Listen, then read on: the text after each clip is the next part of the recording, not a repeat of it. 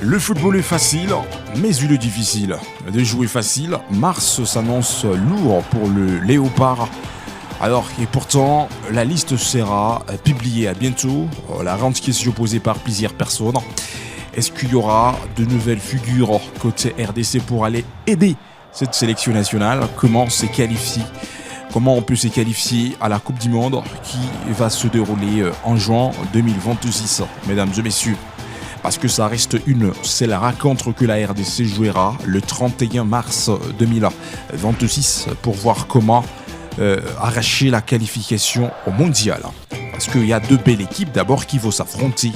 L'équipe qui gagnera l'autre, ça sera la formation nationale qui affrontera la RDC. Alors il s'agit de la Jamaïque et la Nouvelle-Calédonie. Deux belles équipes qui vont s'affronter ça sera le 26 mars 2026, match de demi-finale entre la Jamaïque et la Nouvelle-Calédonie. L'équipe qui gagnera l'autre, ça sera la formation qui affrontera la RDC car ce bastion de sabre eux déjà à la finale. Parce que cette ronde finale se jouera le 31 mars 2026. Mais avant d'y arriver, Ubisport, nous sommes en train d'analyser les retours en sélection pourraient se faire avec des armes sérieuses. Plusieurs cadres momentanés en puissance en club. On peut devoir commencer avec Yohan Wissa. Retrouve peu à peu son rythme avec Newcastle United. Match après match, il répond confiance. Alors, une question qui se pose. D'abord, Monsieur Yohan Wissa n'était pas déjà parti durant la période de la Coupe d'Afrique des Nations. Beaucoup de personnes nous ont demandé pourquoi Yohan Wissa, ce bastion de sabre, on n'a pas pu convoquer Wissa. Tout le monde le sait, avant la CAN, Yohan Wissa avait connu une blessure à Kinshasa. C'était une raison pour laquelle Wissa n'était pas de la partie. Bien sûr que oui, Wissa avait continué à s'entraîner avec Newcastle United jusqu'à ce que Wissa, quand c'était la grande période de la Coupe d'Afrique des Nations, Wissa jouait en Angleterre. Beaucoup de personnes se posaient des questions pourquoi Wissa joue en Angleterre avec Newcastle United, mais il n'arrive pas à être convoqué pour venir aider la ligne offensive congolaise. Bien sûr que oui, Wissa lui-même l'avait annoncé dès le début. Il sera absent avec la RD Congo, mais présent en Angleterre, là où il cherchera son rythme. Après avoir livré quelques matchs en Angleterre et dans le mois de mars, il pourrait revenir avec force et voir comment aider la sélection nationale.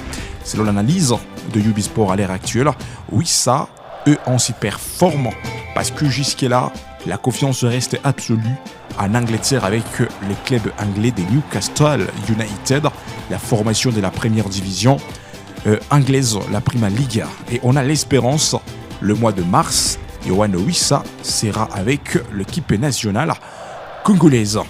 Le deuxième garçon, il s'appelle Silas. Franchement, arrivé à Mayence, montre, bien sûr, parce qu'il y a deux questions.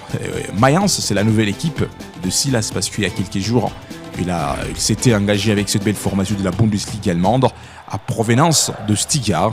Mais Mayence reste la nouvelle équipe de Silas. Alors Silas, franchement, arrivé à Mayence, montre déjà de belles choses pour son premier match.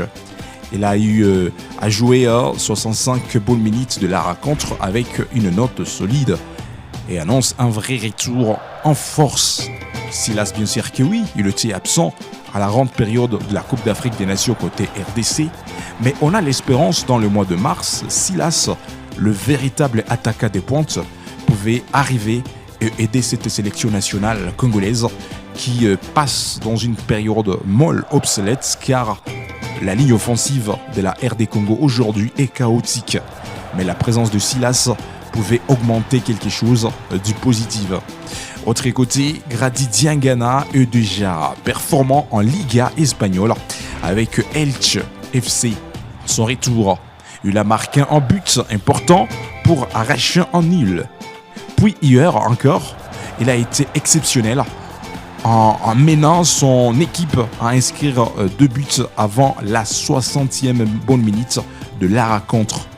Donc aujourd'hui, on peut parler de la créativité de Grady Diangana est exceptionnelle. Rappelez-vous, Grady Diangana était parmi les joueurs convoqués par M. Sébastien Desabre pour participer à la CAN. Mais Grady Diangana, dommage, a eu une blessure avant la Coupe d'Afrique des Nations. Et c'était une raison pour laquelle Grady Diangana avait raté la CAN. Mais de son retour en Espagne dans la Liga, ce qu'il évolue, FC Elche, c'est son équipe, Grady Diangana montre sa suprématie, montre de quoi il est capable, il organise le jeu, il arrive même à marquer. C'est un bon signe, bien sûr, qui donne de l'espérance côté RDC. Si ces 3 garçons arrivent en restant en forme dans le mois de mars, la RD Congo ne viendra pas pour participer, mais pour imposer les respects et arracher sa qualification pour participer à la Coupe du Monde qui va se dérouler de le début du mois de juin jusqu'en mois de juillet 2020.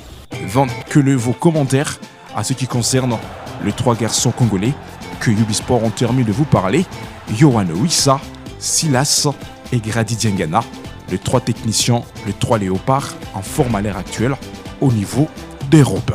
Le sélectionneur du Sénégal, Pape, fait actuellement l'objet d'une procédure disciplinaire majeure de la part de la Confédération africaine du football association suite aux incidents survenus lors de la finale de la Coupe d'Afrique des Nations 2025 contre le Maroc. Alors le match qui s'était terminé par un but à 0, 1 pour le Sénégal et 0 pour le Maroc, c'est 18 janvier 2026. Voici le détail de la situation du 20 janvier 2026. Pourquoi est-il menacé de suspension? Là, nous sommes en train de vous parler de M. Pape, l'entraîneur principal de l'équipe sénégalaise. La Confédération africaine du football association reproche à Pape d'avoir ordonné à ses joueurs de quitter les terrains avant la fin du match, vers la 90e bonne minute de la rencontre, pour protester contre un penalty accordé au Maroc. Le match a été interrompu pendant environ 15 bonnes minutes, selon plusieurs rapports.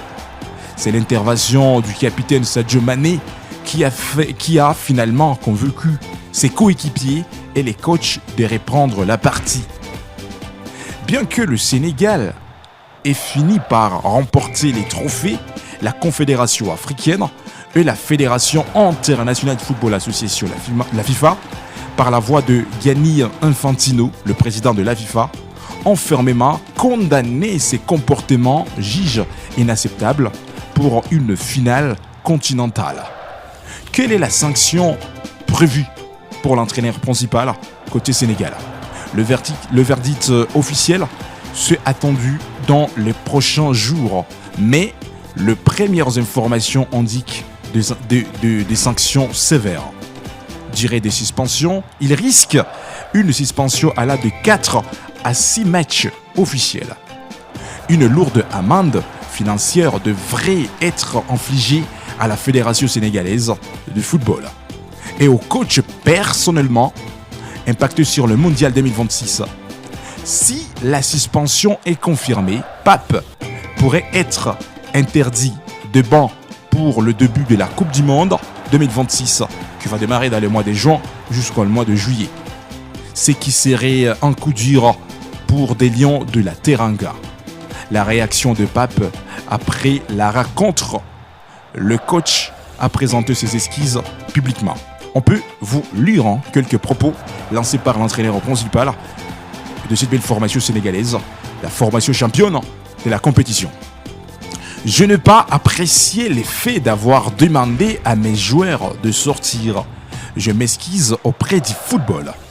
C'était sous le coup de l'émotion et des injustices ressenties. Mais nous n'irons pas dû faire cela. C'est les quelques propos lancés par le technicien, l'entraîneur principal côté Sénégal. Alors, la fédération marocaine a déposé un recours officiel pour demander des sanctions exemplaires, ce qui accentué la pression sur la commission de discipline de la Confédération africaine du football. Donc, dans quelques jours, on va officialiser les quelques sanctions que l'équipe sénégalaise trouvera, mais aussi d'une manière personnelle, l'entraîneur principal côté Sénégal qui trouvera un sérieux problème avec la Confédération africaine du football association. La tête et le but d'Olivier Navarre. Et ce qui est bien fait aussi, c'est ce tac en pénalty. Oh, ça semblait pourtant bien fait de la part de Denis Sapien. Merci de nous avoir suivis, mesdames et messieurs. N'oubliez pas de vous abonner sur notre chaîne Ubisport. Laissez vos commentaires, aimez, partagez pour ne rien zapper de prochaines actualités.